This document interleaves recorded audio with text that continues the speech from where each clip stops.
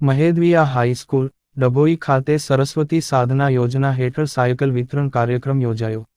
ગુજરાત સરકાર દ્વારા કન્યા કેળવણીને પ્રોત્સાહન આપવાના હેતુસર વિવિધ યોજનાઓ અમલી છે, જેમાં સરસ્વતી સાધના યોજના હેઠળ ધોરણ 9 માં અભ્યાસ કરતી કન્યાઓને સરકારશ્રી દ્વારા મફત સાયકલ આપવામાં આવતી હોય છે, જે અંતર્ગત મહેદવિયા તાલીમી સોસાયટી, ડભોઈ સંચાલિત મહેદવિયા સાર્વજનિક હાઈસ્કૂલ, ડભોઈ ખાતે વર્ષ 2023થી 24 દરમિયાન ધોરણ 9 માં અભ્યાસ કરી હાલ ધોરણ 10 માં અભ્યાસ કરતી કુલ 92 જેટલી સામાજિક, શૈક્ષણિક રીતે પછાત તેમજ આર્થિક રીતે પછાત વર્ગની કન્યાઓને સાયકલ વિતરણનો કાર્યક્રમ યોજાયો, જેમાં મંડળના પ્રમુખ જનાબ હાજી ઇબ્રાહીમભાઈ મહુડાવાલા, મંત્રી જનાબ શબ્બીરભાઈ દુર્વેશ, સહમંત્રી જનાબ હુસેનભાઈ પચ્છીગર તેમજ ખજાનચી અને ડભોઈ નગરપાલિકા સદસ્ય જનાબ નૂરમોહમ્મદ મહુડાવાલા વગેરે ખાસ ઉપસ્થિત રહ્યા હતા.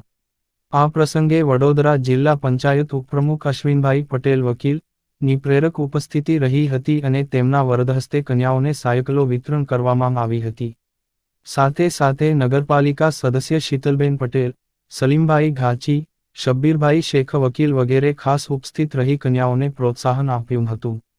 આ પ્રસંગે કન્યાઓમાં અને વાલીઓમાં ઉત્સાહ છવાયો હતો. ઉલ્લેખનીય છે કે શાળા દ્વારા વર્ષ 2024થી 25 દરમિયાન ધોરણ 9 માં ભણતી 112 જેટલી કન્યાઓને સરસ્વતી સાધના યોજના હેઠળ સાયકલ મળે એ માટે દરખાસ્ત કરેલ છે અને હજી વધારેમાં વધારે કન્યાઓને આ લાભ મળે એવા પ્રયત્નો શાળાના વર્ગ શિક્ષકો અને ક્લાર્ક દ્વારા કરવામાં આવી રહ્યા છે. રિપોર્ટર અફઝલ રજાક ખત્રીજી, પીકે ન્યૂઝ, ડભોઈ. ગુજરાત સરકાર દ્વારા સરસ્વતી સાધના યોજના હેઠળ ધોરણ 9ની દીકરીઓને સાયકલ આપવાની યોજના છે. તે હેઠળ મહેદવિયા સ્કૂલમાં ગઈકાલ આપી દેવામાં આવી છે. તેમજ ડભોઈની જે બીજી માધ્યમિક શાળાઓ છે, પંડ્યા હાઈસ્કૂલ છે, દયારામ હાઈસ્કૂલ છે, નવપત હાઈસ્કૂલ છે, એ તમામ હાઈસ્કૂલમાં સાયકલો આપવામાં આવનાર છે. તેમજ આવતા વર્ષની પણ અત્યારે યાદી આપી દીધી છે, તેની પણ સાયકલો આપવામાં આવનાર છે, જેથી દીકરીઓને સ્કૂલે જવા આવવામાં તકલીફ ન પડે અને ઝડપી જઈ આવી શકે.